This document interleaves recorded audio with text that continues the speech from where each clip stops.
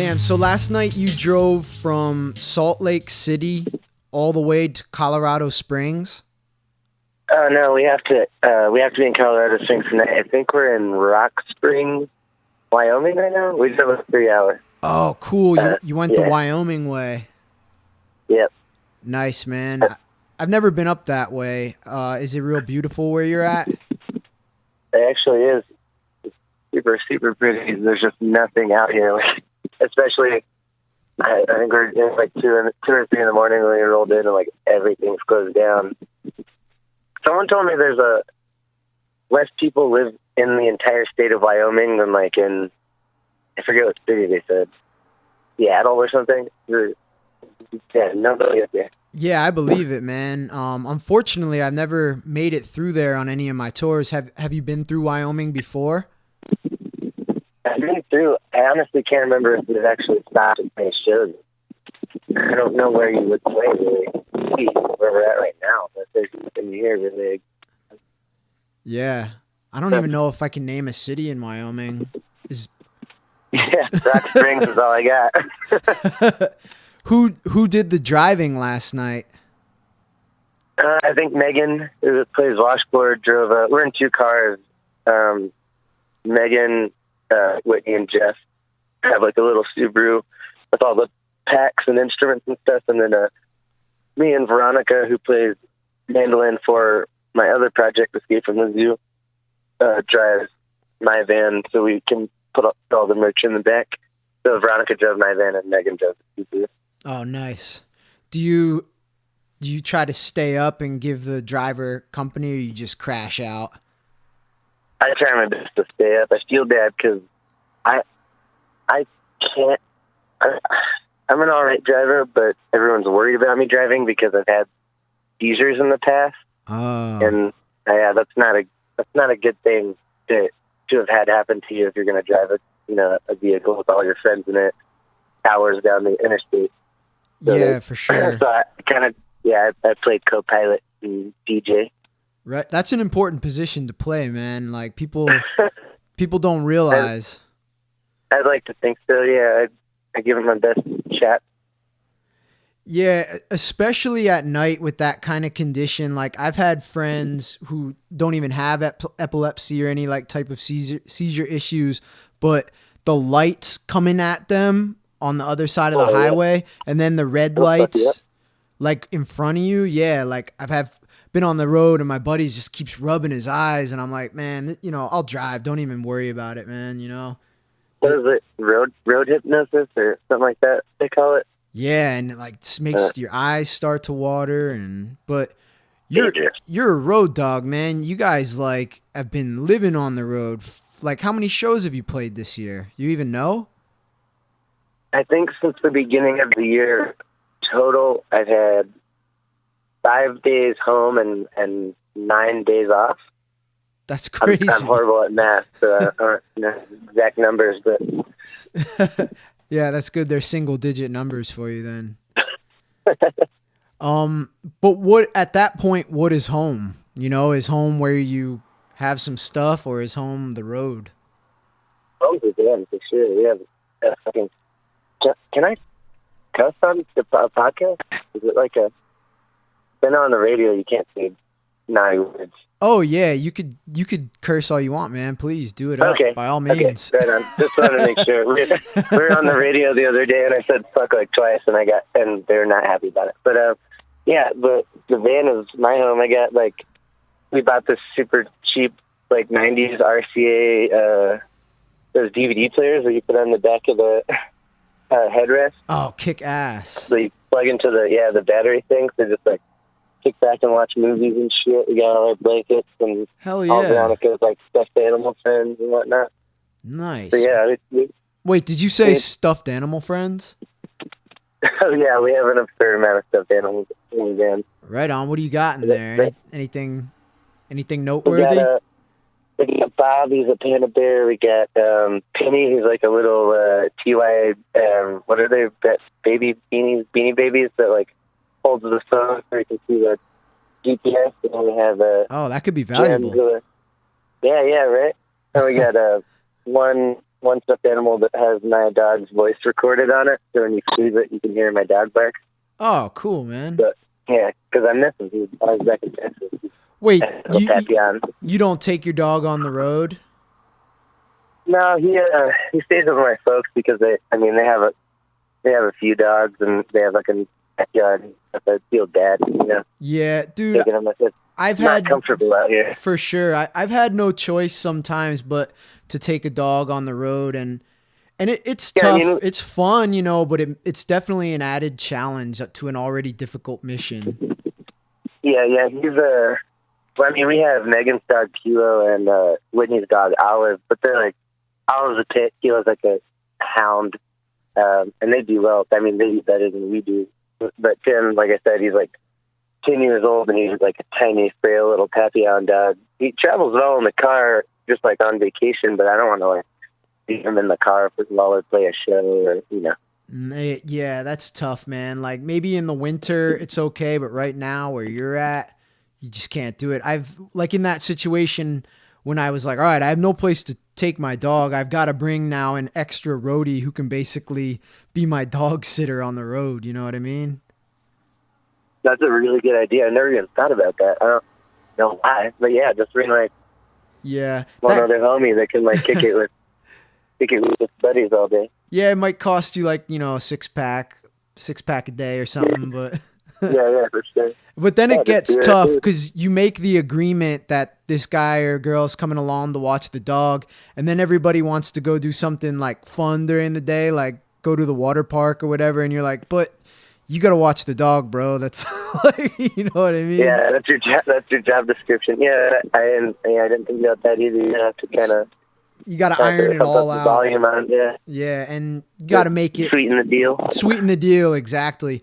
I was actually in Colorado one of the times that my best utilization of my dog sitter when I went out snowboarding for the day. We did a winter tour there, and I just posted on Facebook like, yo, is anybody, it was Super Bowl Sunday that year that the Denver Broncos were in the Super Bowl, and we were in Denver, and it was just such a kick-ass day, man, like getting to go up on the mountains snowboarding, but I wouldn't have been able to do that, you know, had I not had the dog sitter there, so it was cool.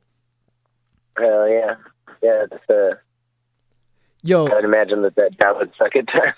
Man, there's something I wanted to ask you about, and I was planning on bringing it up later in the podcast, but you talking about the stuffed animals has got me thinking about it right now. You're from Houston, man. Did you remember that venue, Super Happy Funland? Y'all must have played there a ton of times. Yeah, I think we're actually about to play there, and like, was in July, I think. Oh, someone just randomly hit me up. Yeah, that place is still up and running. It is. Oh, how? dude. I don't know. I never hear of shows there. Like, yeah, they got voted worst bartender in Houston by the Houston Press.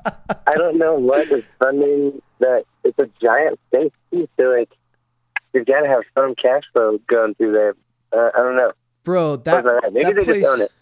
Yeah, they do. That place was incredible. It was just run by like insane people. I figured it would be shut down or burned to the ground by now, but you know how that guy made his money was on synthetic marijuana. He was one of like the founding members of like the first business of that like K2 or that spice shit that everybody was fucking wigging out on. Yeah, oh god, fuck that shit. Dude, yeah. It's horrible. He was like, all right, one time he didn't want to pay me like a couple $100 or something. He was giving me shit, and he's like, I've made $1 million before, bro. And I'm like, okay, so why is it a problem for you to give me some chump change, man? But what's even more like interesting is I guess it's his sister or his friend, the girl who she might be the bartender. She works there to some capacity, but she has a collection of Raggedy Ann dolls, like a massive hoarder collection of Raggedy Ann dolls. And I had a friend who used to go there from Little Rock to work on their computers and do computer work for them. And this girl, her Raggedy Ann doll had a computer, and like he had to refer to it as Ann's computer. If he said like your computer, the girl would like, you know, really not be happy about it and kind of, I don't want to like speak badly upon mental illness. Like I'm not trying to make fun so much as just relay a pretty interesting story from my eyes, you know? Yeah, no, they're a quirky group. I mean, without that place, I don't know that we would have kept Daze and Daze together, because like that's the only place we played for a few months. Like really, at least like 2 or 3 times a week, because it just they'd hit up and they'd have like a show going, or we would want to play some impromptu show, or someone comes to town. And at that time, like that was I think it was Super Funland and White Swan were like the only 2 places that we knew how to book, because we were kids, you know. Yeah. So like, we found our niche there, yes.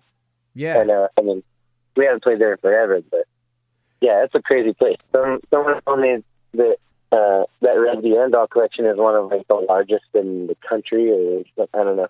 Wow. Yeah, I believe it. It is. That place is crazy, and it is.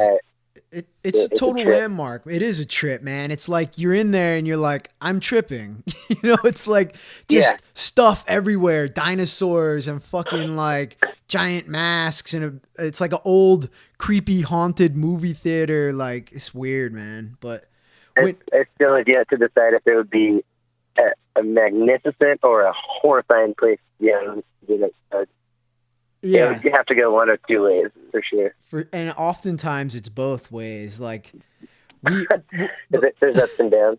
The last time we played there, they had there was like a nude bike ride happening, and that was like the starting point. So when we were like starting to sound check or like load up our gear, all these like middle-aged men and elderly people were like all stripping down from their clothes and like getting onto their bikes, and we're just like, okay, you know, whatever, we're not going to be like puritanical about this shit, we can get down with this. But then one guy stayed behind. One dude didn't go on the bike ride, and we just had this obese middle-aged man lurking around the venue as our fans were starting to show up, like, you know, people and teenagers and stuff, and this guy's just like creeping around naked. Dude, I had to... Just, like, fully nude, or like... Totally nude, dude. Like, sitting down on leather seats and shit.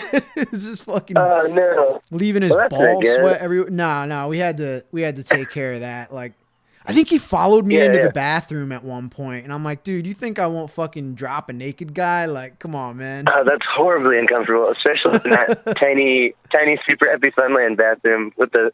I can't remember if the stall even locked or not. I don't think so. I've bathed in that bathroom though, dude. It's fucking nasty, man. What about this is probably more from like back in the day, and it's more of like a mainstream kind of place, I guess, but Fitzgerald's. Yeah, Fitz is cool. I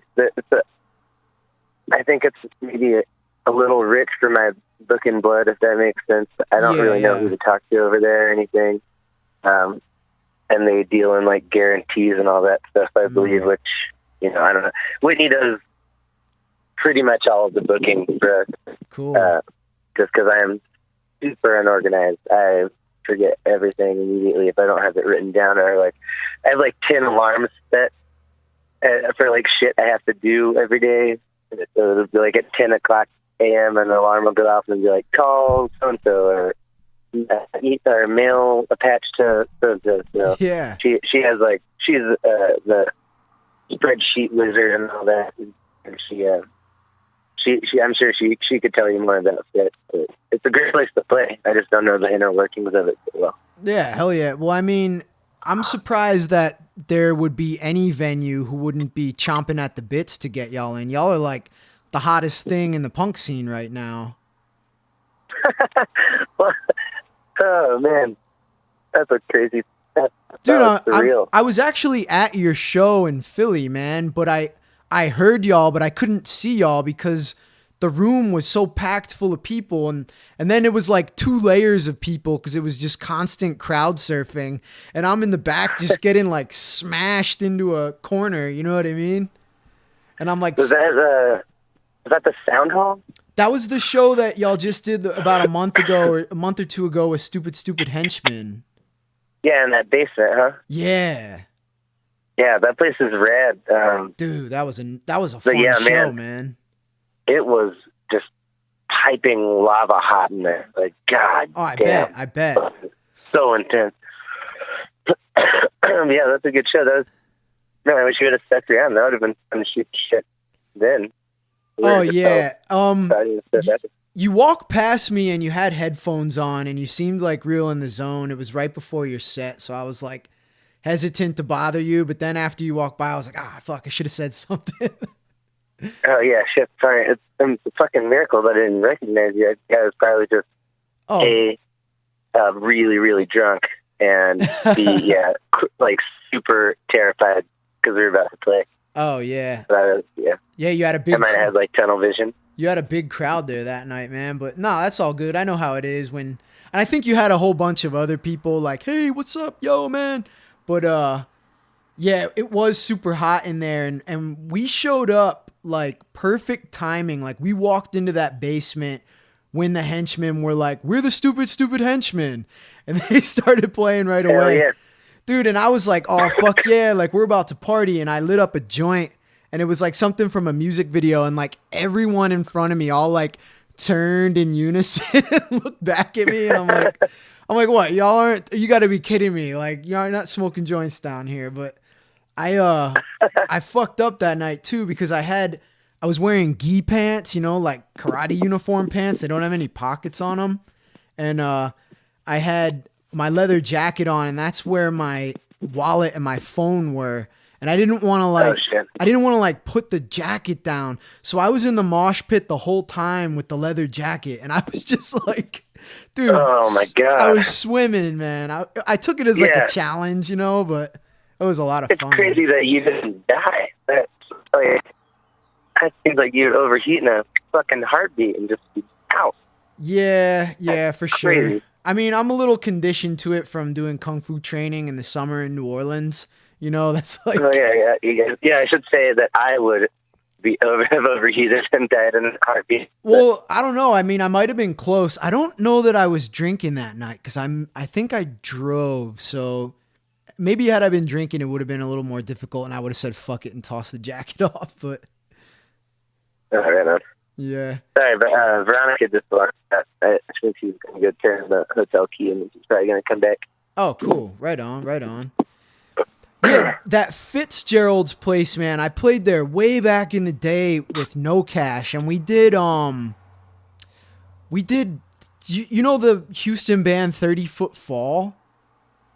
Hell yeah, fucking rest in peace, Chris LaForge. You hear about that? No, I didn't. Is that the singer? It's a guitar player. They landed to play, just like a week ago. They landed to play punk rock bowling, and after they landed, he had like massive stroke, and he was gone like 2 days after that. Holy shit, dude! I didn't hear about that, man. I'm sorry to hear that shit. I mean, so goes life, right? But yeah, it fucked everybody up real bad. Not just because Chris is like one of the best dudes in the scene. He's a fucking sweetheart. But also, I think it reminded everyone of their mortality, like right as everyone got to punk rock bowling. So we were like, fuck, man, like any of us could be gone in like, at the blink of an eye. It was fucked. Damn, yeah, man. It was fucked up. But they're fucking, man, I'm so lucky that we got to play with them. We played the Christmas show, this last one. Yeah, that is an epic show. That's what I was going to say. We did their Christmas show back in 2004, I think. 2000. Hell yeah. 2003 going into 2004. Because I guess they broke up, but they would play one show a year on Christmas Day, right? Yep. And it was, man, epic is the only word I can think to describe it. Man, that's like the most punk rock thing you could do. Like, we're only going to play once a year, and it's going to be on the day that you're supposed to be at home with your family. Like, fuck y'all. Man.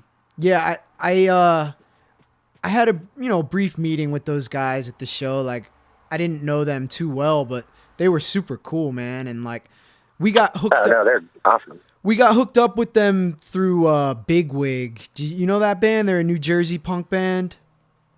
It's not ringing a bell. Yeah, they kind of had they were like real popular in the late 90s, and then they kind of broke up too, but they were all friends, like those like Hopeless Records and Fearless Records bands and shit, Go Kart, I think, and they hooked us up because the drummer and bassist of No Cash, their stepbrother was actually in Bigwig, so they like got us some contacts with that's how we got on the show. But man, Thanks. Were y'all just in Texas, or did you like drive down? Or No Cash did a few national tours, and we actually had a pretty good following in Texas, which was like crazy because it was the first time, it was the furthest away from home we'd been as kids, you know, and it was our biggest show. Like we practically sold out Sin 13 in San Antonio, and we were all like, "What? Hell yeah!" You know, we're how did this happen? Kind of shit. I fucking know how that feels. Trust me. But yeah, I'm really glad that you brought up No Cash. Actually, I didn't want to bring it up because, like you said, I mean, past is the past. Whatever, we don't have to talk about it. But yeah, man, I remember you know, there's like certain memories through your life that you can like smell still. Like they're so vivid. Oh yeah. I remember the first time that I heard No Cash. I remember the first time that I heard 500 Channels, and I think those are the only two times that I can like take myself back to a moment for the first time that I heard a band. Wow. Yeah, y'all are a huge fucking inspiration for us. Oh, cool, man. Thank you. Crazy. Thanks so much. Yeah, man. no, thank you. So what was your first time hearing No Cash? I'm curious. I was in the garage of my parents' house. Me and my mom, years back when I was like 13, built this little 2.5 foot mini ramp. Nice. And like kids would come over and we'd all, you know, do hood rat, bad kid stuff and hell yeah, skate the ramp and stuff. And my buddy came over, he had that No Cash shirt on. Chris Bates came over, he had that No Cash shirt on. Where it's like all of y'all, I don't know if it's supposed to be like depictions of the members of the band, but it's like a bunch of like ninjas or like kung fu, like kung fu movie characters. And I was like, "This is a kick-ass shit." And he's like, "Well, you never heard of No Cash?" And he was like, "No." And he fucking put it on the stereo, and the first one he played, of course, was Gasoline. And I was like, "Holy fuck, man!" All right, great. That fucking oh god, yeah, cool, wonderful. man. And after that, I listened to for like 2 or 3 months. That's awesome, man. And it's funny that that's the song that you heard first, because this is something else I wanted to talk to you about. Like, I see you rocking a lot of Wu-Tang shirts and shit, and in pictures on Facebook and shit like that. And I also recognize like a hip-hop kind of flow in your vocal delivery, even though you're doing like a punk growl kind of thing. Like, do you MC? Is that something that you're like interested in? Like what? Like give me the rundown on the hip hop aspects of your life. I think all of my lyrics are kind of derived from the cadence of hip hop, and how I would love to just be able to. I really want to try to MC, but my voice doesn't sound the same to me when I rap at all as when I sing or scream, because I don't know. I'm working on it. I'm still trying to kind of find a voice for it, because it's definitely something that I'm interested in doing. It's just also, I mean, you can write a folk punk song, and you're a and how should I say it? I'm trying to be. I'm so sorry. I'm so stupid to cry right now.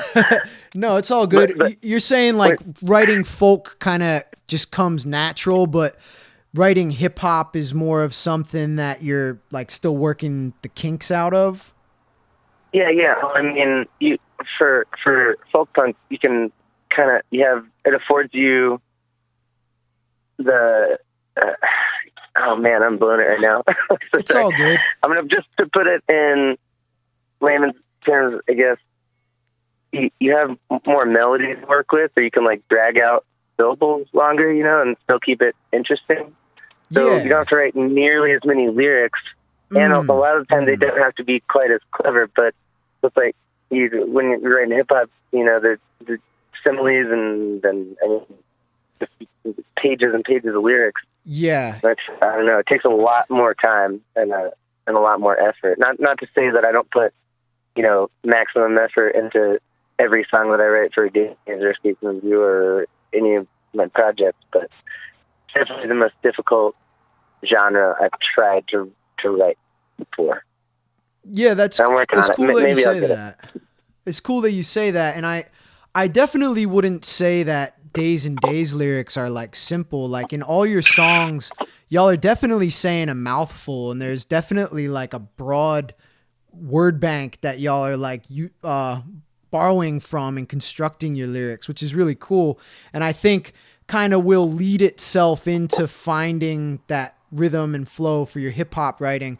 Cause I had the same kind of transition. Like No Cash was very wordy. We had a lot of lyrics. And so it was kind of a natural next step for me to start crafting hip hop verses. But dude, there's all kinds of styles. I mean, look at ODB. He'll stretch out one word over an entire bar. You know what I mean? That's true. And he's still MCing. So like, you just got to find, like have fun with it. Find where you're having fun with it and where it feels natural. For me, it was putting down thousands and thousands of words. And like you were saying, you might stretch one word out over a half a measure or something like that. But in hip hop, that gives you the chance to like color your lyrics a little bit more. So like, instead of just saying like the flower, you could say like, the purple magic flower, you know what I mean? Like the purple magic flower instead. And then people are like, oh, it's a purple magic flower, like, or whatever, you know what I mean? As an paint a picture. Yeah, exactly. And just make it more and more vivid. And you got to be careful with that too, because if it gets too complex and wordy, then it's just like whoosh, right over top of people's heads. No one can relate to it, and that's not good either. Not that I guess you should care as an artist, right? You should just write what you want to hear, but. Well, I would say that seems like one of the like chief reasons for y'all's success is the relatability of your music. Like, do you feel that like engaging with your crowd, like, holy shit, these people like, get me? Or do you feel like these people think they get me, but like they don't? Or like, what's that like for you? Oh no, I definitely, it's playing shows, playing music to people is one of the only times I feel like I've really got a group of people around me that know what I'm going through. It's my catharsis. Like, I don't know, there's no other feeling that relates to it. Crazy. Yeah. And it brings up, I have this dilemma now, because when like we wrote Taxidermy, if you heard that one, we're like, no one's going to listen to this. No one cares. So we just wrote whatever. And then a bunch of people listened to it. So now, like on Crossfault, it was really hard because I kept finding myself being like, trying to write for other people, which doesn't work for me. Like, I'm just going to write a bunch of shit. Like, it's not going to be good. So I had to keep reminding myself, just write for you. If people feel it, great. If not, then, I don't know. My wavelengths are a little off. It's strange. I would say for Crossfault, by the way, that's such a great name for an album, man. I love the album art. It's like, thank you.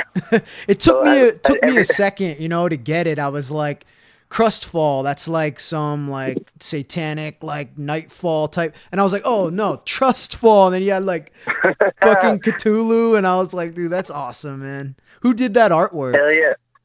Oh man, I cannot remember their name. I could text it to you later. Whitney knows it. Right on. Yeah, we'll shout them out. I would say like for sure. The songwriting on Crossfault, you can definitely hear an evolution and like the arrangements starting to become like, more experimental, which is cool for me. Like, I love that shit. You know what I mean? So I think thank you. Those early albums that bands write when you don't really think about people are going to be listening to it. That's why people love it so much, because it's so free and you're not like concerned at all about any like perception someone might have of it. So like writing that follow-up record, that is the challenge for sure. And you can't just you can't just give them the first record over again. You have to take those next step forward. And sometimes fans take it one way, but like either way, man, you're gonna like get new fans. And it's a band is a living, breathing thing, man, as I see it. And you just gotta like, I don't know, let it evolve on its own, really. I really like that, man. That I'm gonna remember that. Yeah, it was just certainly a fucking terrifying thing to release any kind of art after, or do anything really after you did it, you know, good the first time. So you have to keep one up yourself, and I think about it a lot.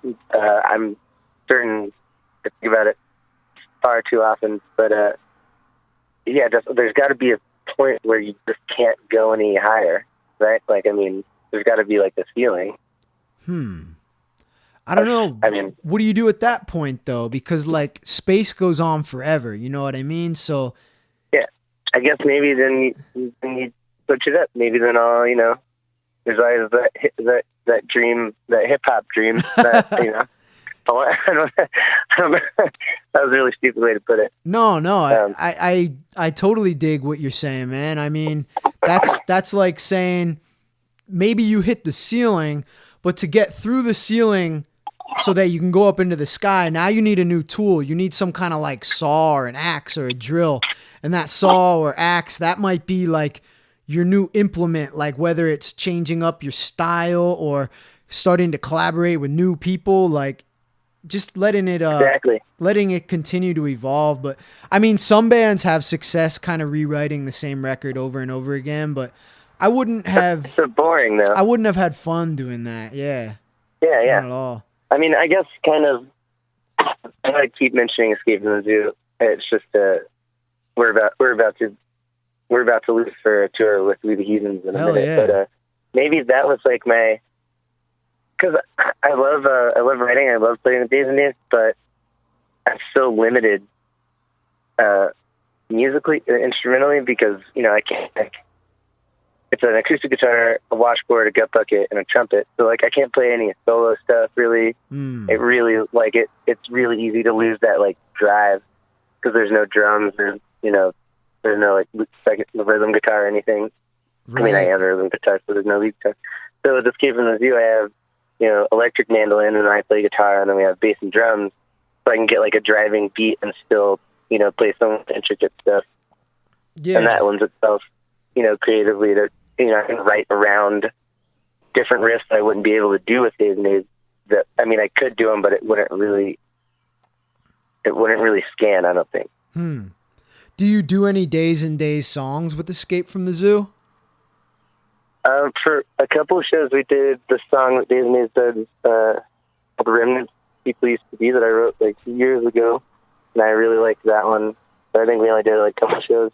Okay. And then we share a song on the new Escape from the Zoo album, Helicopter, and on Daze and Daze Crossfault, called oh man, I'm blanking on my own song names. Super tired. Shit, hold on 1 second. I'm going to ask Veronica. All right. Hey.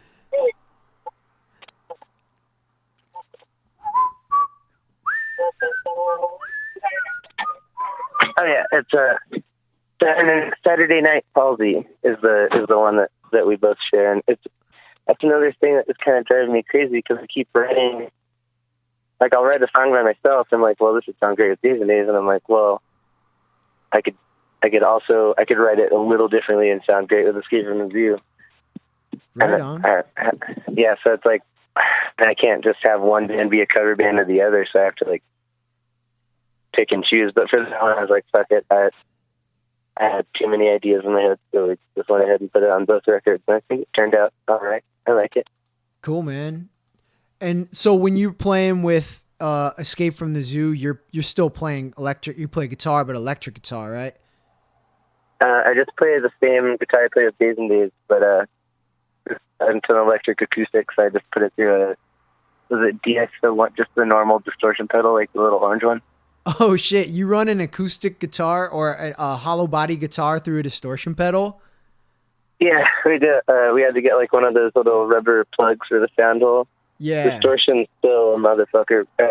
Feedback is still an issue we're working out, but I've heard there's like a pedal you can put it in to cut feedback down, so maybe we'll try that. I'd be curious to know what that setup is because I've always wanted to run my microphone through a distortion pedal to get that like Beastie Boys ill communication vocal sound, you know?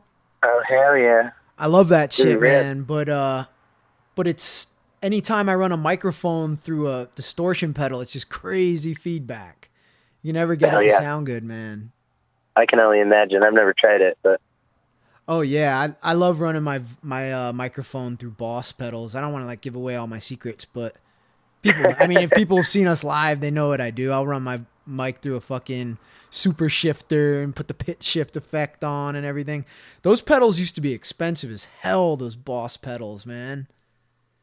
I don't see anything like I've been in a folk punk band for a decade, and I'm just getting into like amplification and everything. I'm really, really behind. Like I have no clue what I'm doing. It took us forever just to figure out how to mic or amplify the guitar and like distort it. Yeah. We're just like children. We really had no idea what we were doing. No, that's cool though, man. Round blocks and square pegs. It's funny that you say that because like right around the time, like when y'all were really starting to get momentum behind you and like the whole folk punk thing in general was really blowing up. It was like when I was touring pretty heavily with Mad Conductor and my setup was just like the exact opposite of that. You know what I mean? I had like 4 keyboards on stage and synthesizers and fucking iPads with vocal plugs and all kinds of effects. Everybody had like 10 effects pedals and we play with the band and it's like the dude brings a banjo and a fucking saw. You know what I mean? Yeah, I remember seeing y'all at Mango's. I can't remember if we actually played it. Yeah, you guys played. That was the show. I think that was the one show we did together.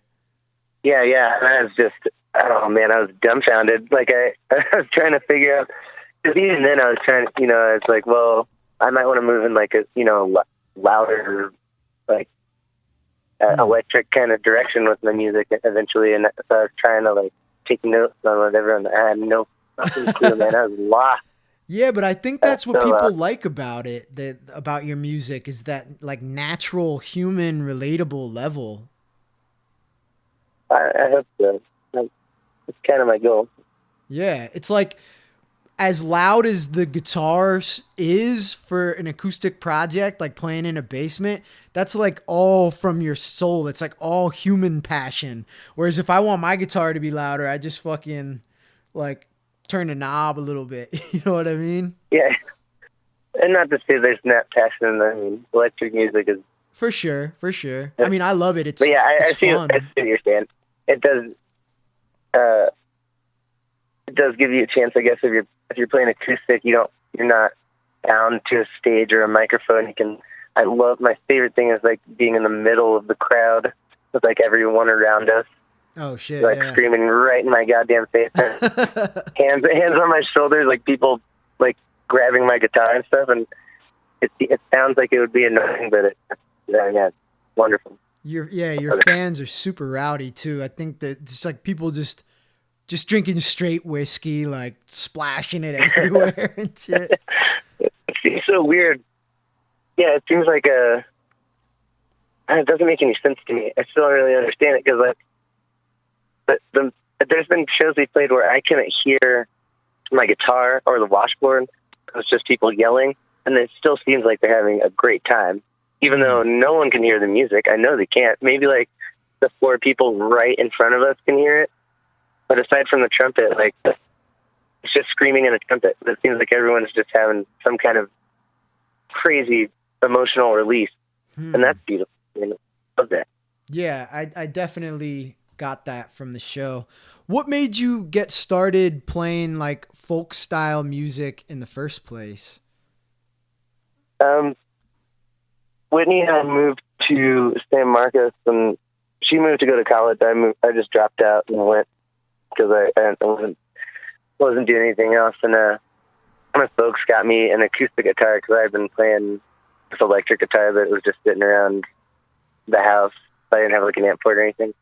So for my birthday, they got me my first acoustic guitar when we moved to San Marcos, where it's like a bro town party college place. And I mean, I'm not really into like what t-shirt contests and keg parties. No, so we were just sounds fun. I mean, I'll grab a keg and party by myself, but I'm pretty socially awkward typically, so we just sit around the house fucking doing nothing. And I was like, well, I have this guitar, maybe we should like write some songs to play like a coffee shop or something. So we wrote some like terrible songs, and yeah, that's how it got started. And somehow it just snowballed. Like when he started playing the keyboard, so that was originally Daze's acoustic guitar and an electric keyboard. And then she was like, oh, by the way, you can play the trumpet. And we added that in. And then my little sister dropped out and started playing and picked up a washboard.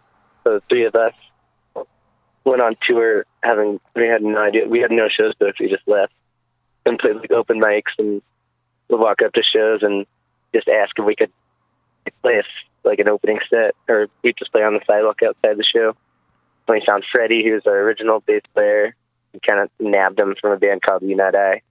And then my sister split off and moved to Denver. Freddie had a kid. And we met Jeff and Megan, and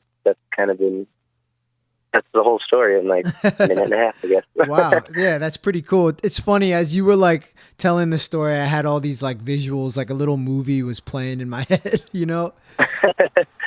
Are you talking Santa Monica, California? Oh no, San Marcos. Oh, San Marcos, Texas. All right. Yeah. It's where. Is it where I don't know the name of the college, but there's a Texas State maybe. Is that north of San Antonio? Where is that? I think it's like an hour east of San Antonio. So it's like San Antonio, then San Marcos, and then Austin's only like 20 minutes from San Marcos. Okay, yeah.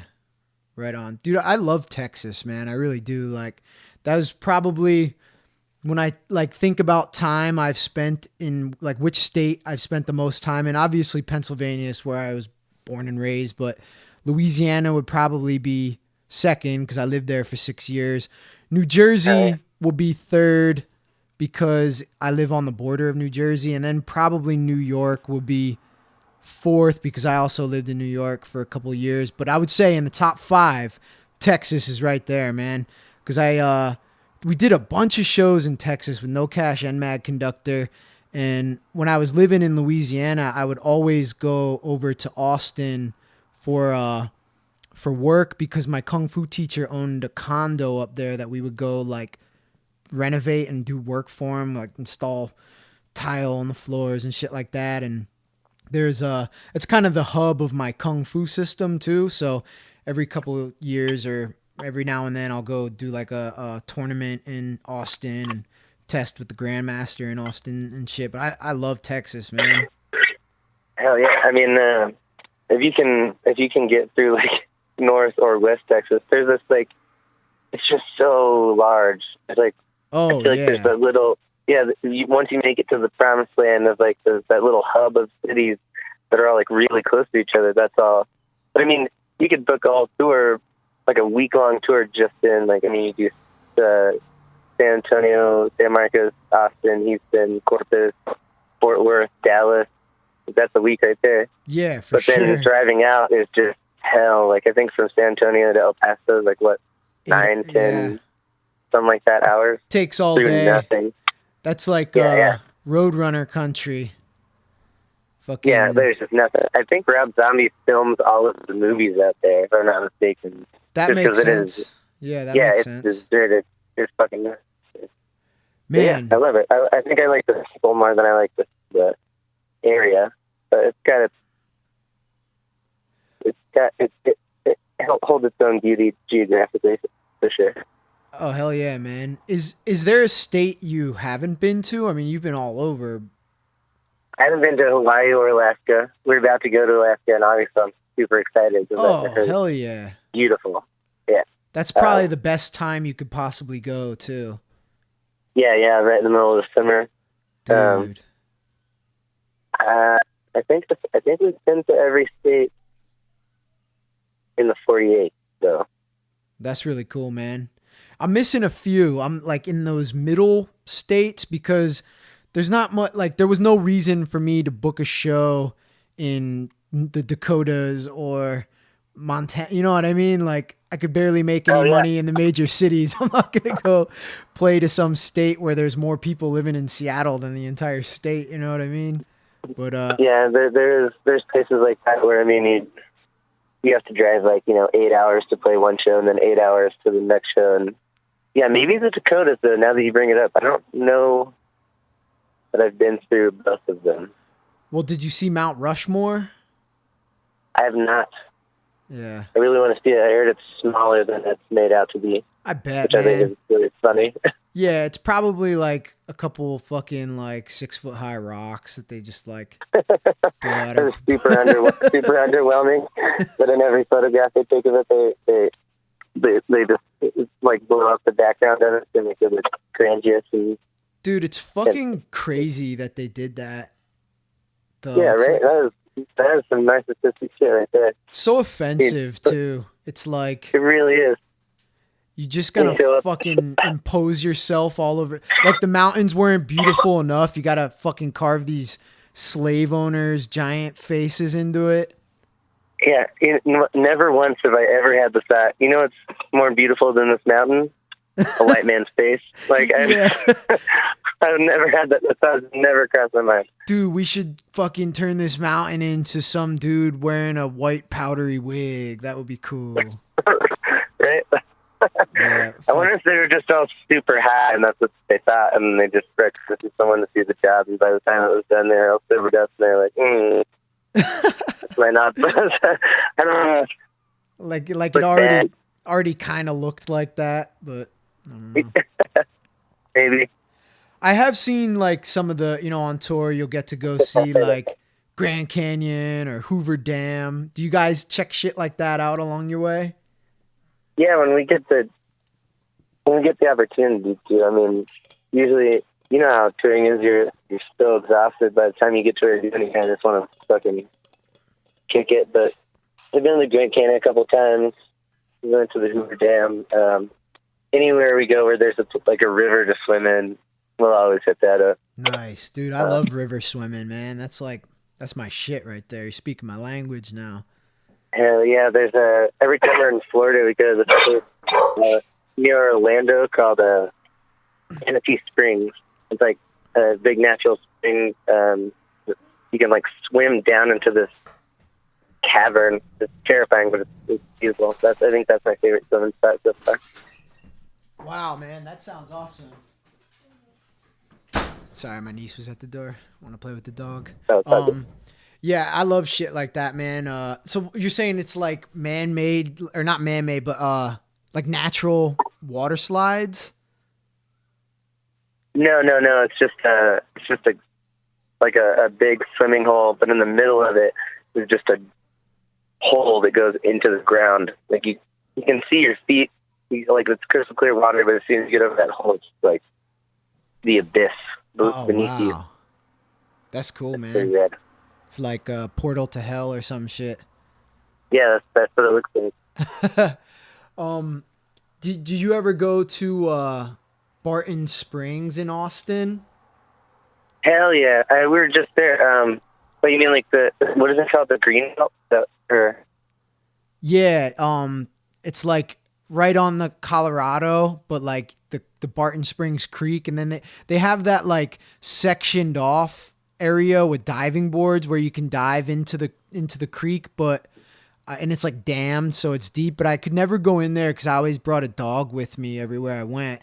But if you walk the trail back, there's a sick plateau, and then when the water's high, you can jump off the top of the cliff and shit, and it's so fun. Did you ever? Yeah, I don't think I've ever been to. I mean, I've been to Barton Springs. I've never been to the plateau thing. But there's a bunch of areas around there where that's not man-made pools and stuff. Yeah, it's just nice little rivers, and I prefer. I mean, you can bring your beer down there in a backpack, and then I'll fuck with you, and Oh, God hell can swim. yeah. Dude, that was the shit, next man. time you're around.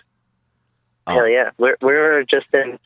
We've probably been on like a 10-minute tangent about rivers, but no, that's cool. there's this one. Where were we at?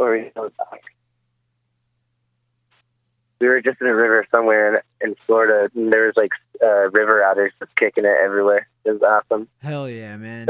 That blew my mind. Yeah, I love that shit, man. Yeah, the cool thing about Barton Springs too, you can like rent canoes and then take them down the spring into the Colorado River. And then, yeah, dude, and take a 12-pack out there with you and just fucking like jump off the boat into the river every now and then. The water's super cool. And dude, oh man, that sounds amazing. Hell yeah. And this added to why I love Texas so much, man. And the people in Austin, like, we rented a canoe, right? And it was like pay when you get back kind of thing. And I'm like scrambling to get all my shit together into the boat. And I'm like, okay, we get to like where the spring meets the river. It was like, took us 15 minutes or whatever to row that far. And I'm reaching in my pocket and I was like, dude, I had $100 bill. I was like, fuck, man. So I'm like, dude, it's gone. It's lost. And I'm like, we got to go look. Cause like, that's a lot of money to me. So we turn around, get back to the like dock and everything. And I'm like looking around and I'm like, fuck, man, I'm so beat. And I'm just like, you know what? Let me ask this dude. And I just went up to one dude and it's like such a long shot. Like, I'm like, yo, man, you seen $100 bill lying around? And he fucking reaches into his pocket and he's like, you mean this one? And I was like, holy shit, dude. He's like, here you go, man. And I was like, let me break it. I'll split it with you. And he's like, no, it's your money. And I was like, dude, if this happened in like any other fucking state, that person would have been gone. You know what I mean? Yeah. Like, dude, it was so cool, man. That's a testament to Southern hospitality right there, if I ever heard one. Hell yeah, man. So that spot will forever hold a special place in my heart, man. Hell yeah. Right on. Yeah, I need to go do that. I don't know how I didn't know about this. I live like 2 hours from there. Oh yeah, man. We should next time I bring Mad Conductor through, if you're around, we should do some shows and some exploring. Oh hell together, yeah, man. That'd be a lot of fun. That'd be fantastic. Yeah, I was gonna say, because you're coming through Pennsylvania with Escape from the Zoo. Like, it's actually your show in PA is the day after my birthday. Oh, nice. Yeah. Do you have is that show booked? I don't know. If you know if our Pennsylvania Escape from the Zoo show is all the way booked up? Could they do it? Oh, I'll talk to Elliott booked it from Me the Heathen, so I got to talk to him about it, I guess. Cool. Yeah, we'll find out. I'll advertise the date. Because I was going to suggest, like, I saw you're in Pennsylvania and then the next night you're in Brooklyn. And I was going to suggest if y'all had time that you could cruise through and stop by and chill and maybe do a podcast with the whole band live at my spot. But like you're saying, it's like maybe 2 hours from Philly to Brooklyn, 2.5 hours. And if you stop by where I live, Nazareth, it would be like 3. And I was like, that doesn't seem like a lot, but I know when you're on the road, like just doing one extra thing in the day is like impossible. It's a whole mission. We would absolutely love you. Nothing would make me more happy. Oh shit! Do not mind the man, if y'all, if hour or whatever it is. No doubt. I was gonna say too, if y'all had time, like I'll cook lunch for you. We could fucking grill some shit up and. You know. Oh my god! That's all I wanted. Why am I in Wyoming right now? That's all I want. Oh man, live it up, enjoy the moment, man. But yeah, if y'all are down, and you know, I mean, both bands, y'all are welcome, because I actually just did a podcast with Elliott, man. I linked. Oh yeah, he was telling me. Yeah, it was the funniest thing because I made a post on Facebook looking for a graphic artist, and I started to talk with him, and he was helping me out with a project, and like right around the same time, like the same week, the guitarist of No Cash sent me a text randomly with like a screenshot of the We the Heathens album, and he was like, yo, this shit's good, check this out. And I'm like, oh, I'm like currently working with the guy right now. You know, it was like such a funny coincidence. Oh yeah, he's such a good artist. like in Yeah, he's super in his nice music too. and his visual art. Yeah, he's a sweetheart. It's been a pleasure traveling with him and the rest of his band. They're all great, and they're such good musicians. Sickening. I've been seeing the And pictures. Yeah, looks like y'all are having a ton of fun. They really, hell yeah. I think he just drew up the tour flyer for that last choking victim thing too. Yeah, that was sick. I loved that, man. Yeah, he told me that you facilitated the contact, that like Sturgeon had reached out to you for an artist, and that you turned him on to Elliott. Yeah, I think he's my favorite graphic artist. Visual art, I don't know. I love his art. He did the an Escape from the Zoo shirt that I adore as well. Cool. He's doing it. He's coming up. He's great, man. Yeah, that's awesome. And you did vocals on that album too, right? The We the Heathens record. Yeah. Just for one song. I'm not very good at it. I'm still trying to work out the kinks of my recording process, but he just sent me the track, and then like I recorded my vocals and sent it back to him, and he probably has like Pro Tools and all that figured it in. Yeah, he's good with that too, man. I like that song. Yeah, that's Crooked Kings, the song that you did. Yeah. And that's one of the ones that stood out to me too, and I didn't realize it was you at first, but I brought that up to Elliott on the podcast. I was like, yeah, I kind of heard like a rap flow, kind of like a hip hop influence. And he's like, yeah, that was Jesse. And I'm like, all right, that makes sense. Cause I hear that same kind of cadence in your music, you know? Yeah, that's what's up. I think, Veronica, were you not on that song too? Crooked King? Yeah, I think Veronica did harmonies for that too, actually. Oh, cool. Yeah, Sorry, we're just like driving around. I think we're trying to get an oil change or something. Oh, that's a good idea. haven't been paying attention. Veronica just got in the car and started driving. Oh, all right. What's up, Veronica? We're not on speakerphone, but Chris says what's up. Right on, man. She says hi. Yo, what up? Yo, so you're doing like a roaming podcast right now? Like you're on the move? Yeah, we're moving always. That's cool. Describe to me, what are you seeing right now? Right now, the Valvoline place is opening its door so we can drive the van in. So I guess shortly I'm going to be doing a walking podcast. Oh, cool. I don't know if I've done a walking podcast. We'll see how it goes. And this turned out, I don't know where the rest of my band went. I like how this is playing out, though. Oh, yeah, man. It's interesting. Dude, it's always a lot of fun, man. And, like, one thing that's, like, I've been noticing recently about doing these podcasts, I feel like it's really making me, like, a better person in a weird way. Like, you just get to talk to a lot of people, right? Yeah. Give and take. Dude, it's just, like, opening up my mind so much and making me, like, appreciate the things that I care about and, like, care more about the things that I appreciate. And, like, if that makes sense, you know? Hell yeah. It makes total sense. Yeah, it's like, and I just like getting very inspired, like talking to everybody, like hustling and doing their things, and it's really cool. Yeah, it's nice to, kind of get a little peek into other people's lives and understand them a little bit better. It's been great talking to you. I'm going to take a lot away from this, definitely. Right on, man. And you said about like working your recording equipment, you're still trying to figure it out. I was under the impression that you had engineered the Daze and Daze records. Did you not? Oh yeah, I did. I have no clue what I'm doing.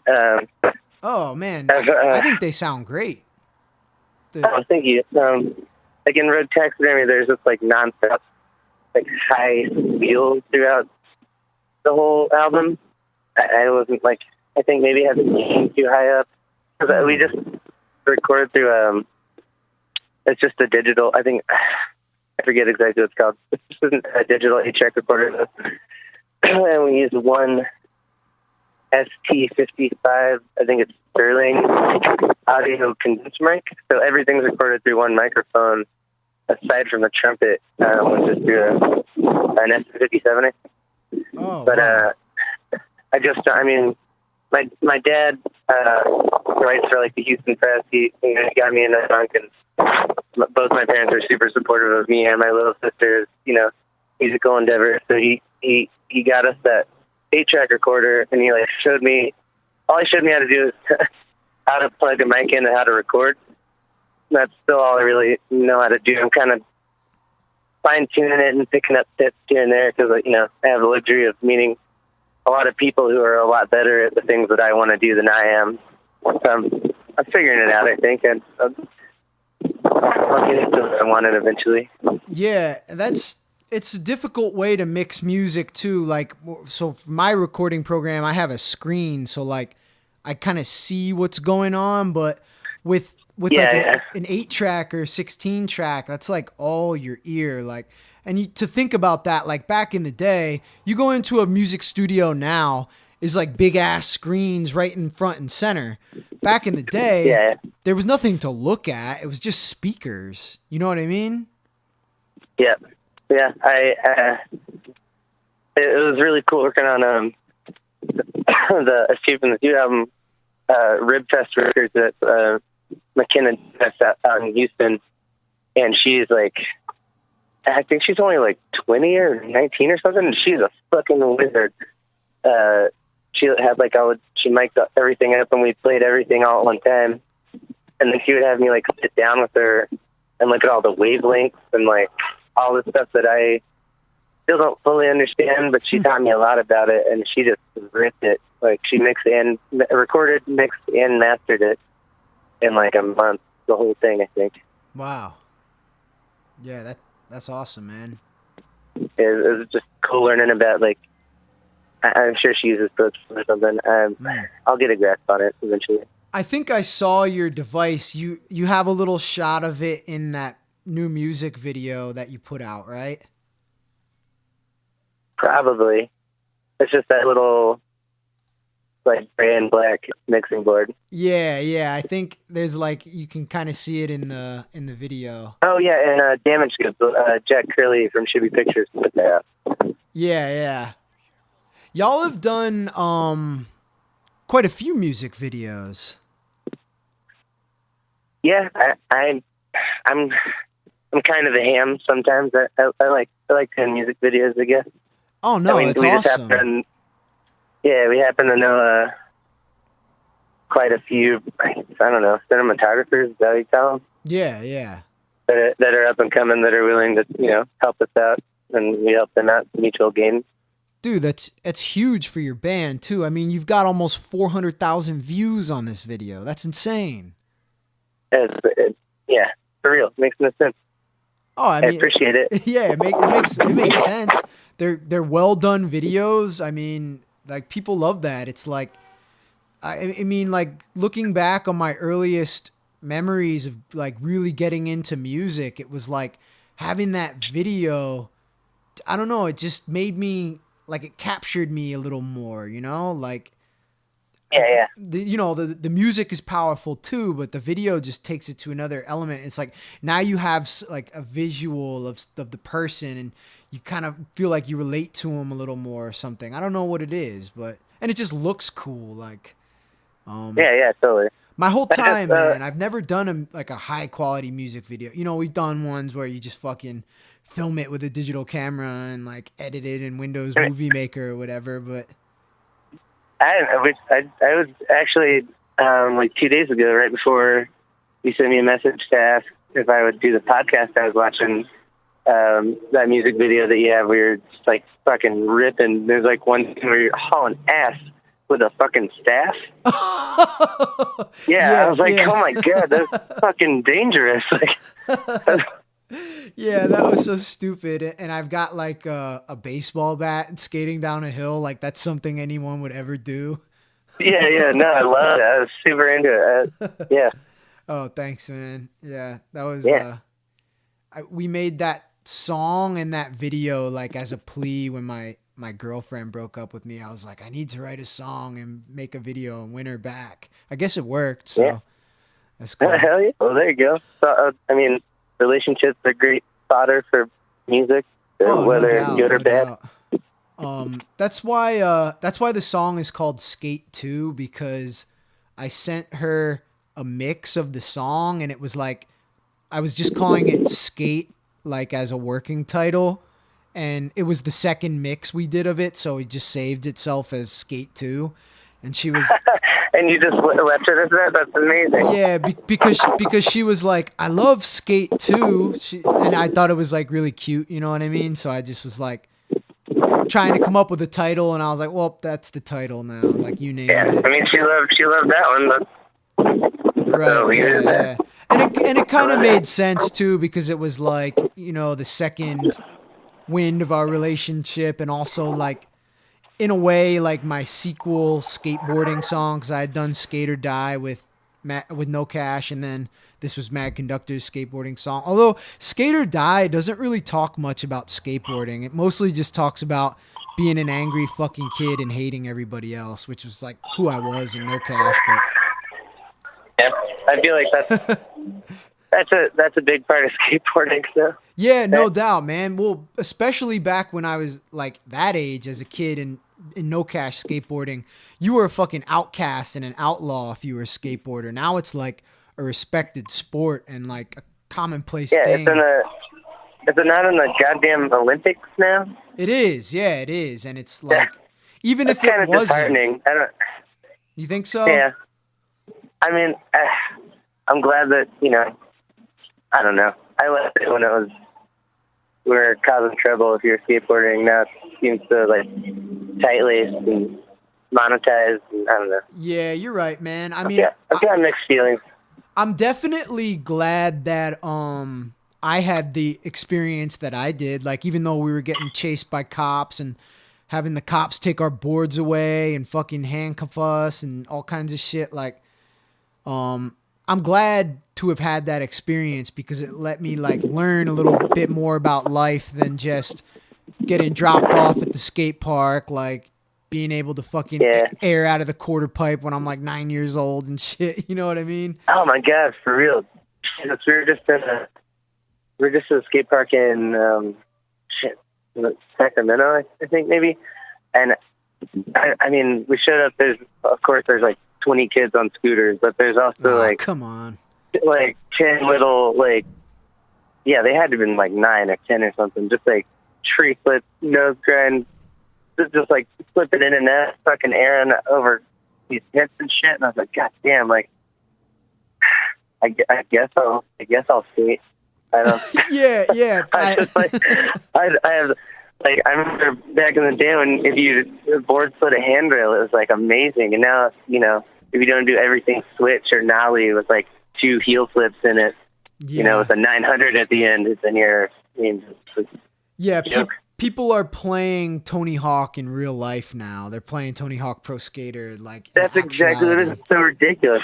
I saw somebody do a kickflip out of a board sled. You know, this is what? That doesn't make any sense. Yeah, I don't understand. I don't get the physics of it. Yeah, ain't nobody got time for that. I'm never going to learn that. Yeah. Also, I don't want to break my wrist because I'd be fucked. Yeah, I kind of like reached a plateau with skateboarding. You know, it was like and for people to evolve past that plateau, like that's amazing, man. That really takes like a whole different type of concentration and physical ability. Oh yeah, dedication. I have like, I can skate well enough, you know, want to be like, well, yeah, he can ride a, like, I got a blunt finger flip fakie, I can early grab a mute, and I can, you know, I got kick flips down. So, I mean, that's tight. That's the pinnacle of my abilities, really. Well, y'all were just in LA. Did you hit up, or have you ever hit up Venice Beach and gone to that new concrete park over there? I did a while ago. Escaped from the zoos out there, and we went to the park, but no one. Yes, I don't know. Skateboarding by myself is a lot more embarrassing than skateboarding with, you know, friends. Because right. You kind of, if you fall, there's, you know, people will laugh at you, but don't mean it. That aren't laughing at you maliciously. So, yeah, right. I think what happened is we got there and like I kind of just got drunk and like didn't really skate. Maybe I like rode across the park one time and I was like, wow, let's just go to the show. Yeah, dude, I think I did the same thing when we went to Venice Beach. I mean, I love going to Venice Beach, first of all. It's like one of my favorite fucking places to go when I'm on tour out there. And I just like cruising down that strip that like I don't know if you call it like a it's not a boardwalk, but like a pathway and Yeah, um yeah. it just cuz I used to daydream about that shit like living in fucking Nazareth, Pennsylvania as a kid with Thrasher magazine pictures all over my walls of like palm trees and dudes like grinding ledges out on the beach, and I'm like just daydreamed about California, man. And the first time I ever got there, it was just like a dream come true, you know what I mean? And skateboarding and um they Yeah, had yeah. they I feel that for sure. they had like a different little park out there at first, the first time I went there. But when I recently went back a couple years ago, they had the huge, like now bowls and everything. And it was just packed with kids doing backflips out of the bowls and shit. And I'm like, okay, well, Yeah. I might cruise through this once, but I'm, I don't want to be in anyone's way. yeah, I don't know how to skate ramps, man. Like I can handle it and I can do simple shit like rock and rolls and axle stalls and whatever. Like maybe on a good day I could do a 180 disaster or some shit like that. But I mean, we grew up skating curbs and like ledges and fucking banks and like just stuff that you'd find in a city, you know? I'm not gonna go skate, a full pipe or like, like a 15-foot oververt. Like that's beyond me. That shit's crazy. Dude, I don't know. You'll see it if you cruise through my town, but there is like my town is like flanked by cement plants and quarries that we used to swim into and shit, and they have like giant equipment like and a whole bunch of shit like laying around in the yards, and they had these giant steel pipes. I mean like 15-foot diameter or 20-foot diameter steel pipes, and we'd sneak onto the property every once in a while and skate these full pipes, man, and just pumping and doing kick turns and shit. And I remember my friend TJ Backwards, actually, if you know the Mad Conductor song Troubles in the Sewer, he or Gasoline, the dude who was rapping with me on Gasoline, the No Cash song. Dude, he was pumping up to like 11 o'clock on the full pipe. Jesus. I was scared shitless. I was like, dude. You're gonna hurt yourself. Get down from there. But those like skateboarding being what it was back then afforded those kinds of memories of like trespassing and being a delinquent and really like living a punk rock life as a kid, in a small town. Like, yeah, totally. Those are the good times. Not that times now aren't great, but I'm pretty nostalgic, dude, I guess. Yeah, man, it's hard not to be. Have you ever tried surfing? I've never been surfing. I've never been snowboarding. Oh no, you got cops coming for you? Man, this is just an ambulance. Oh, right. Yeah, I do. Yeah, I would love to try it. Surfing or snowboarding? Both. I haven't done either. I mean, I did when I was like 9. My grandma lived in Kentucky, and it snowed, I guess, in air quotes one year. And I went and got like a snowboard, but you had to ride it regular because like the front like foot strap was angled. I know what you're saying. And I'm goofy, so I had to ride switch down an icy driveway, and I mean even that was fun. But yeah, that's kind of the extent of my snowboarding experience. And yeah, I've never had time to like rent a surfboard or figure it out. Yeah, that's one of my dreams. At one point, I would like to move to like a beach location, possibly Hawaii or some shit like that, and just live there for a few months and learn to surf.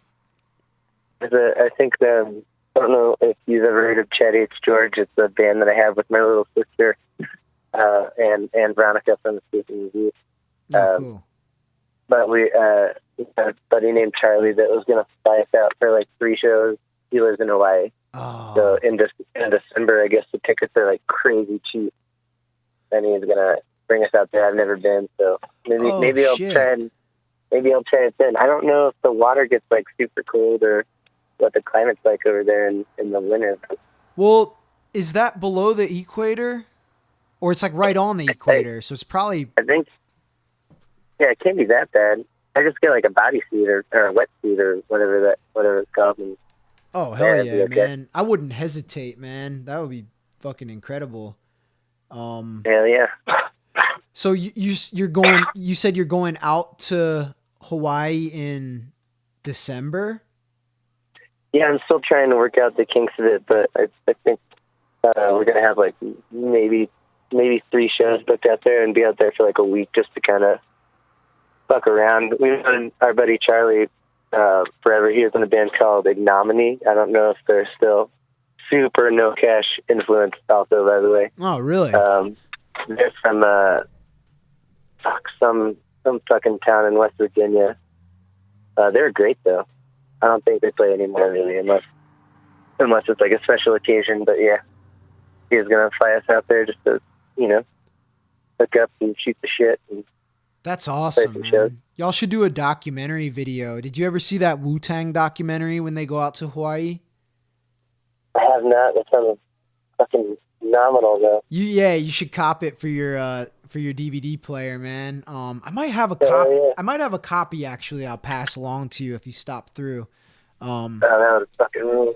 Yeah, it's really cool because they show them on the plane and they're like fucking bickering and arguing. Like there's a scene where like Ghostface and You God are like fighting with Method Man on the plane and shit. It's like, then they get out there and when they perform, they're at this huge like outdoor festival and they're all wearing like fucking Hawaiian shirts and like safari hats and shit. Of course, and right? like sandals and flip flops and shit. It was so cool. Feminine like sandals.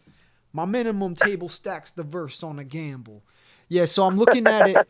I'm looking at it now. Hawaii is kind of like laterally in line with like the center of Mexico. So it's down far enough where I would imagine the water stays fairly tepid year round. I'd imagine. I don't know. Dude, that's in the middle of the fucking ocean with nothing around it. It's incredible. Like, yeah, that's actually kind of terrifying. Oh, I love it, dude. Man. I mean, I've never been, but I'll roadie for y'all on that tour. How about that? And bodyguard. Hell yeah. We'll just fly out and for 3 shows and we'll surf in the wintertime. Hell yeah, man. That's cool that this year you'll put the cap on your 50 states. Oh yeah. I didn't even think about it. Yeah, nice. It's gonna be fun.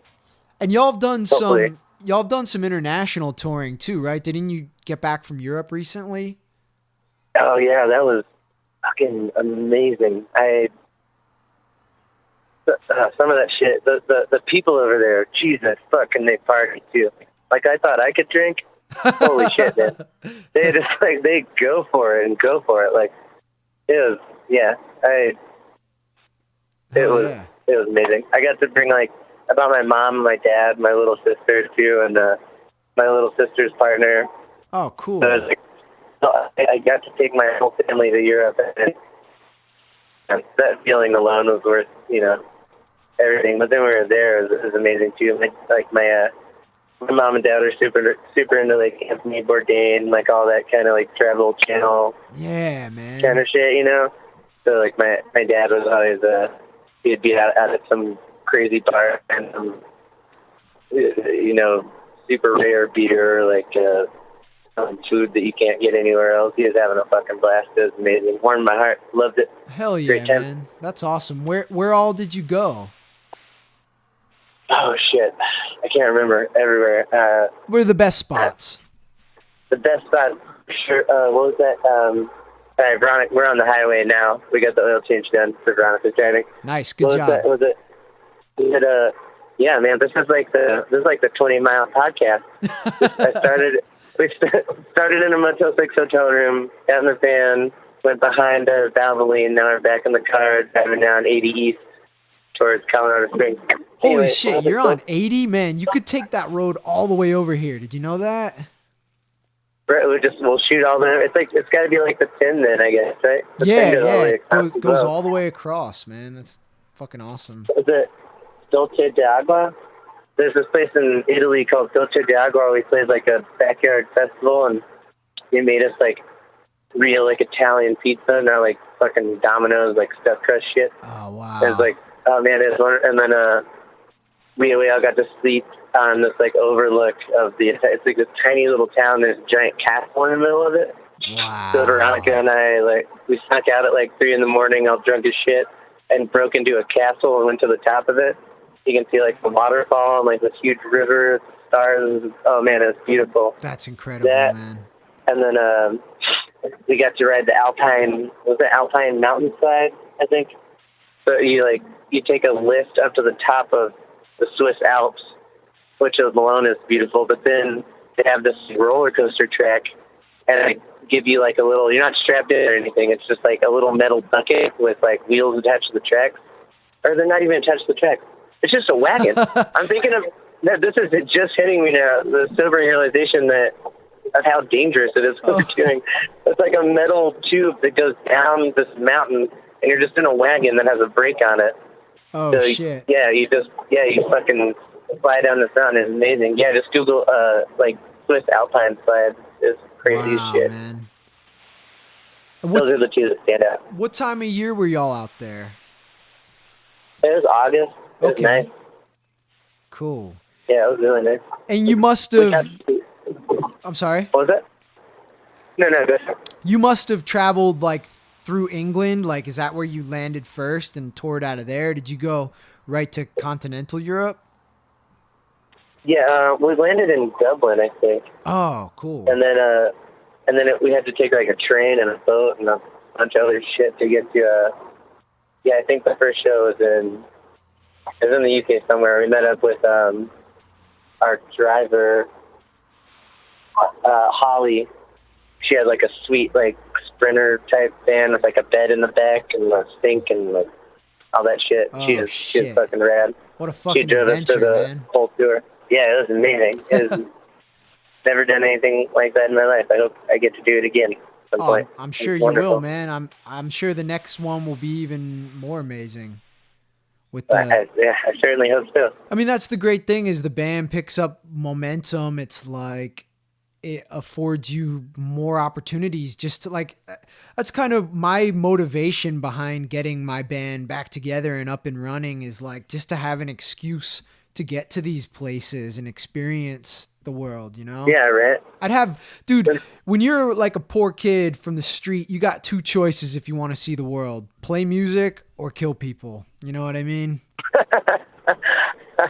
Oh man, yeah. I suppose you're right. And I don't kill, I chill. Hell yeah. Yo, yeah.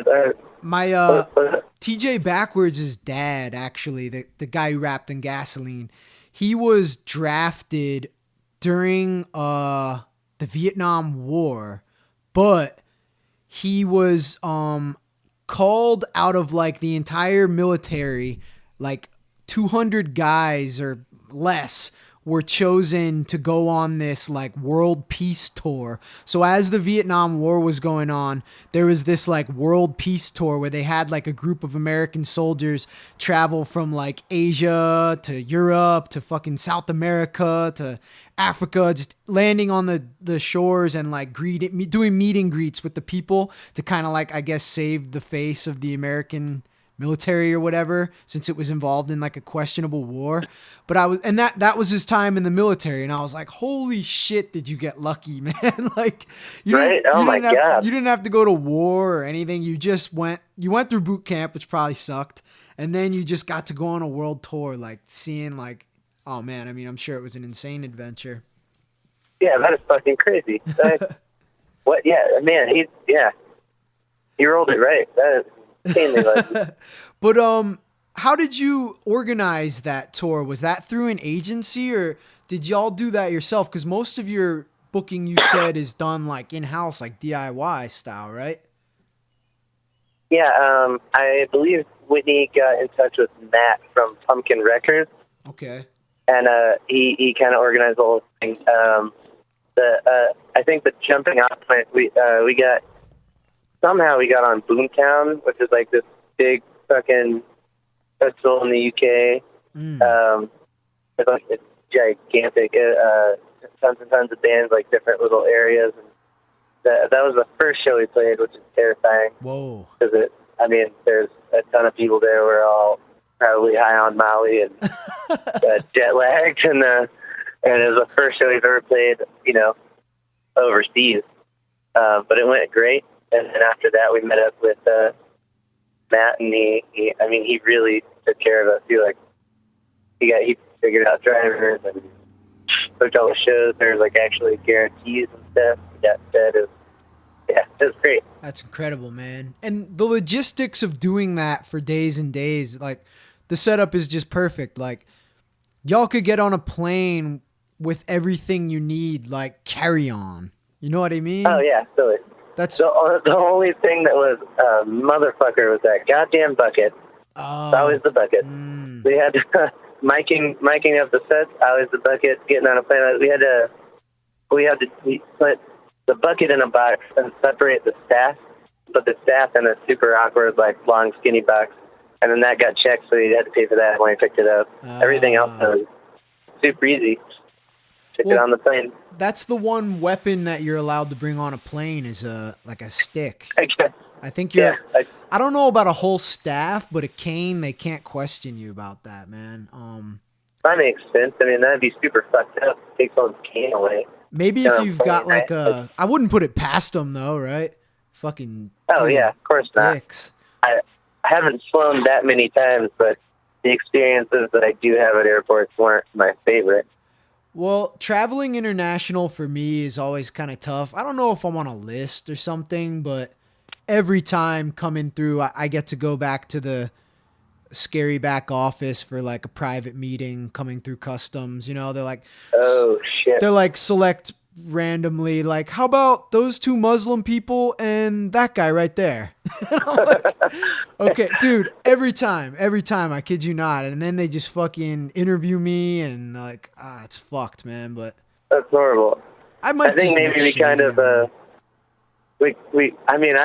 don't know how they didn't, I don't know if you've seen my tattoos or they're bad. And there's many of them.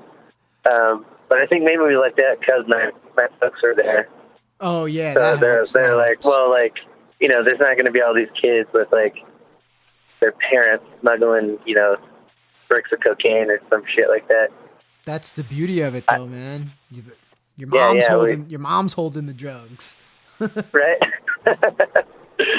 Yeah, Mad Conductor toured the UK in 2007, and it was all DIY booked, and we flew over, bought the tickets on our own and everything, and we were meeting up with a band called 500 to a Cage. It was actually their idea. They're like, why don't you guys come tour the UK? And I was like, yeah, okay, why not? But I didn't think to like ask a lot of questions about information.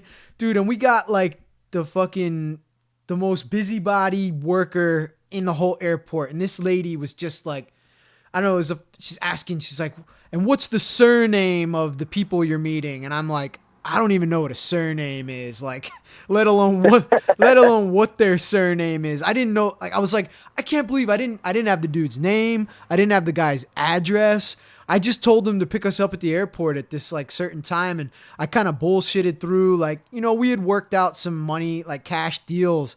Like when we got pulled aside, questioned at customs, and I knew it was going to be an extra meeting, I took my little notebook into the bathroom and started like scribbling out all the like money, like we were going to get paid whatever, like 300 pounds at this show or 50 pounds at this show. And I'm like scratching it all out and like erase, because that was a big deal. We didn't have visas or anything, but luckily the guy James, who I was in contact, they paged him over the airport like PA. They're like, will Mr. James please come to desk? So it's just like but no last name or anything. No last name. We were fucking cracking up about it, man. And so his story matched mine enough that we were just there to play some backyard barbecues and shit. And all of our merchandise we had was just promotional. And luckily we got in, and that was, yeah, man, like you tell me about landing in Dublin and riding the boat. It's bringing back some fond memories. I'm actually wondering if we rode,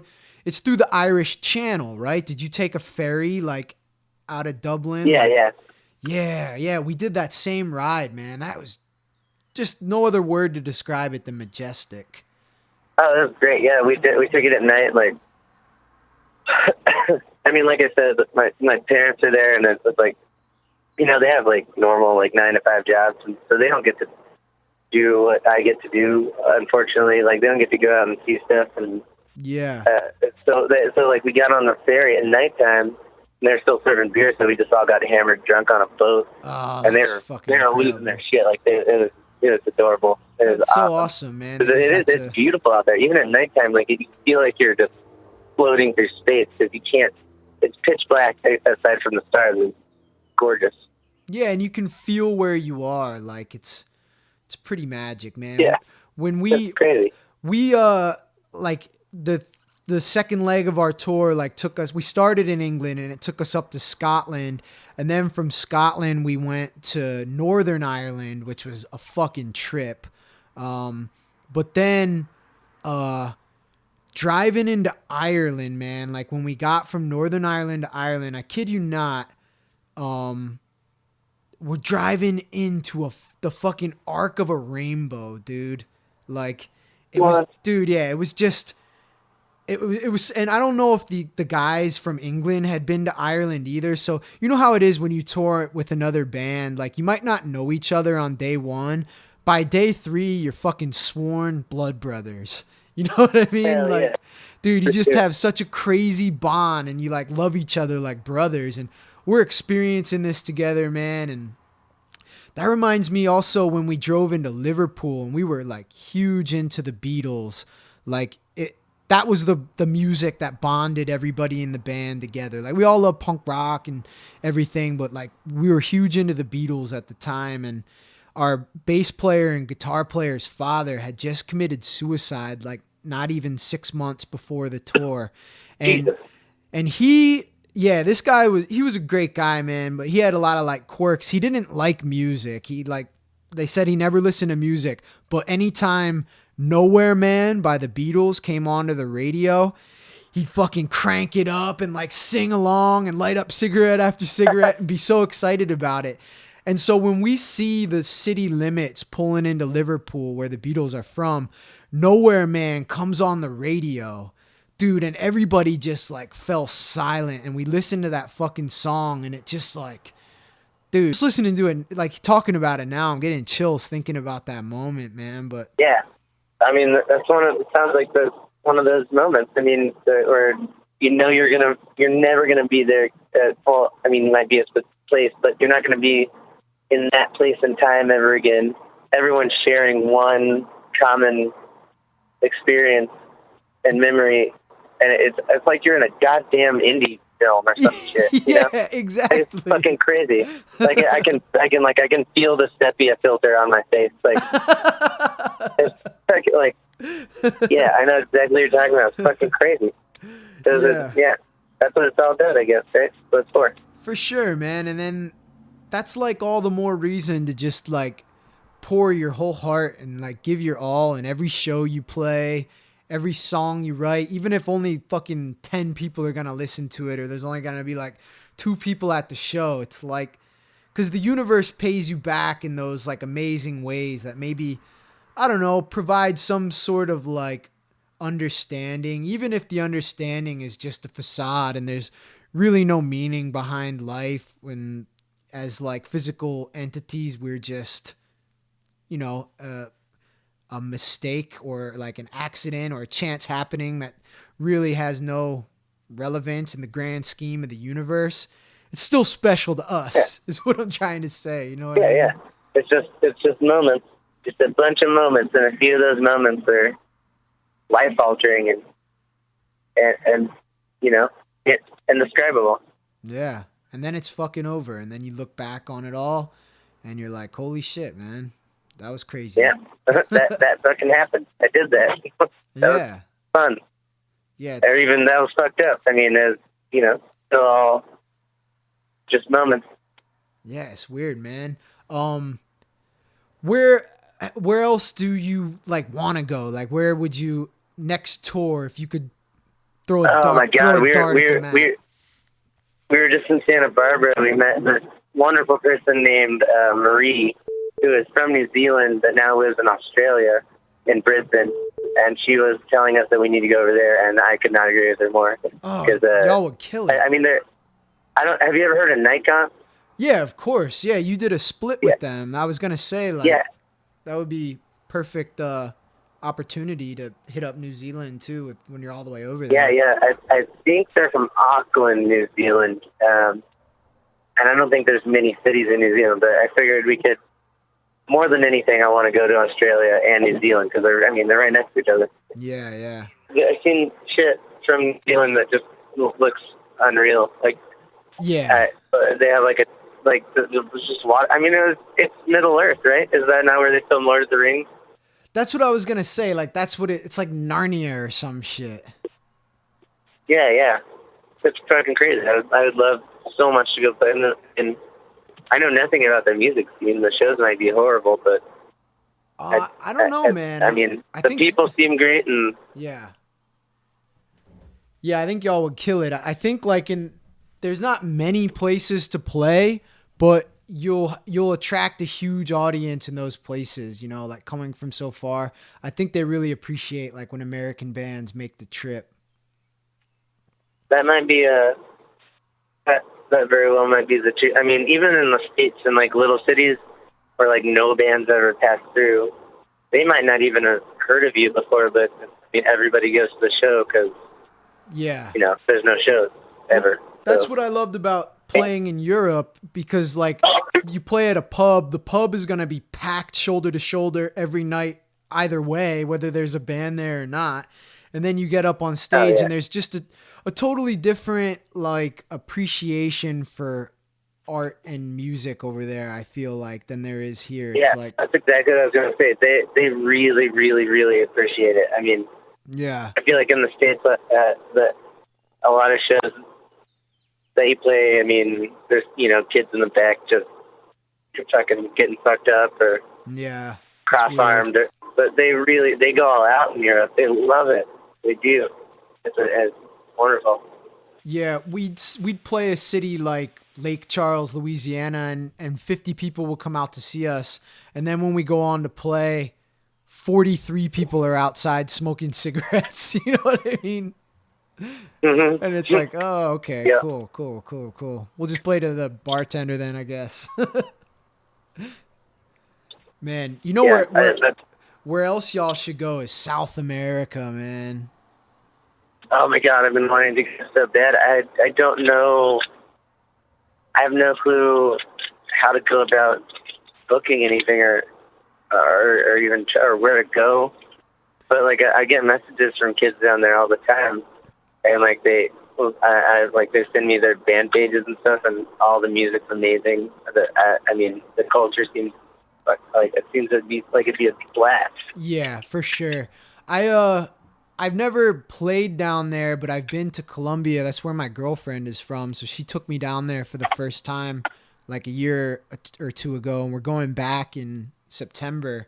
And it was, dude, like the whole time I was just like, dude, I got to bring a band down here. Like, even if you just set up and played in some little like bar or whatever, just to have the experience, like it would be, and for y'all, it's like, it could be done so easily. Just like get your guitar, meet somebody with a car, drive y'all around, like boom, or even just public transpo. Like down there, it's like nothing on the streets but taxis and dirt bikes. Like everybody rides a fucking dirt bike. Like you don't see a lot of cars. You know what I mean? It's like really cool. Like a dirt bike, like a motocross bike. Yeah. Like that's what everybody rides. They're not quite motorcycles. They're just like straight up like dirt bikes, like all over the roads. And yeah, it's pretty. You got to be careful. That's in Colombia, in the cities I was in the towns I was in. Anyway, I can't really speak for the rest of it, but I mean, I think y'all could do like shows in Brazil, man. See the fucking Amazon. It would just be sick. I think that's like another thing that's hard to, at least to get everybody involved to go down there, is that you hear these fucking horror stories, about South America, like where like tourists get kidnapped and all this shit, and I haven't really looked into it. I have a hard time believing that it would be as bad as it's made out to be. Yeah, you know what, man? You know what's a horror story and a really fucking dangerous place to go? The United States of America. Like, right? You get kidnapped here. Like, dude, have you ever been to Detroit? I mean, that place is horrifying. Oh, Detroit was scary the last time I went, man. For real, it was weird. It was creepy. Yeah, Detroit and Atlanta at night are the two cities that kind of freak me out in the States. But yeah, like, I mean, but I wasn't afraid of the dude. It wasn't the people in Detroit that freaked me out. It was the cops. They had like, it was like, dude, it's just an excuse to have like martial law. They're like, oh, well, we have to like militarize the police in this city and have them patrol the streets at all time. Same thing when I first moved to New Orleans right after Hurricane Katrina. It was like all military police on the streets. And I'm like, y'all motherfuckers are the ones making the situation uncomfortable right now. Like getting patted down, getting frisked in Detroit going into IHOP by cops. And I'm like, I don't even want to eat at IHOP. Like, why the fuck am I going through this? I like went outside and got fucking cashews at the gas station, man. But no, you'll be cool, man. You'll get down to South America and you'll meet people in Brazil and Colombia and shit. And you'll be like, oh, like, why did I ever have that thought? You know, like I'm really at risk of, you're in more danger. You're more likely probably to get shot by a cop in a highway routine traffic stop than you would be getting kidnapped in South America. That's what I would say. Plus you got a band. I think going alone that's one thing, but if you got a group of people, man, just buck up. Like even if they have a gun, they can't kill all of you. Especially a group of people that look like us. Like it's not like we have nothing for anybody, you know? I don't know why. I don't know. I can't help but, and I don't know. I'm pulling this straight out of my ass, but I feel like I've just been told all these stories as like South American propaganda to get me to not go down there for some reason. No doubt, because they don't want you to open up your eyes. It's not true. Yeah, man. It's like, you go down there and you're like, wait a minute, like, these people don't fucking work 40, 50 hours a week. They're not like rich, but they're enjoying life. They're hanging out in the middle of the day. Here in America, dude, if you don't like work every day, people fucking like frown upon you and condemn you for that. It's totally. Like, I feel like sometimes even me, like music allows me it affords me to be able to work like part-time jobs and do freelance on the side and get a little bit of income to keep myself afloat from the music.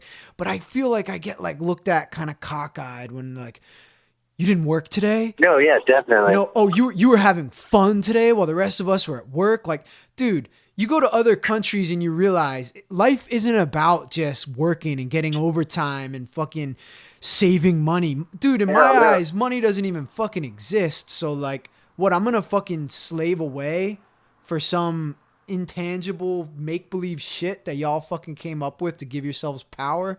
Fuck y'all! You know what I'm saying? Yeah, fuck it. For some reason, the way you just put that, I mean, I already knew it was depressing, but yeah, man, that's depressing as shit. You just work, you're born, you go to school 9 to 5 just to teach you how to be in one building from 9 to 5, and then you get a job from 9 to 5, and then you do overtime, so you work even more from 9 to 5, just so you can have a house there that you get to live in for like 4 hours a day, you know? That's fucked, man. Yeah. Part of the reason why weed's illegal, because you take one hit of weed and you're like, this situation's fucked. Whereas if you take one sip of beer after work, you're like, well, I guess I'm cool with this. I'll just watch TV now, get my programming in, and back to it tomorrow. Coffee and alcohol, coffee, alcohol, back-to-back cycle. Yep, man. An upper in the morning to make you work hard, and then a downer at night to make you docile. Now, don't get me wrong. I love both. Oh, yeah. Well, I'm not saying they don't both have their merits, and I use them quite frequently. Actually, when we started this interview, I'm not going to lie to you, I was so nervous. Like I said, I mean, we're like, talking to you is like the first time I talked to Sturgeon. I mean, it was fucking terrifying. So like, I think I'm like, 4 beers deep and shot. But I started drinking, talking. Oh, right on. Well, cheers, brother. I'm less articulate than interviews got.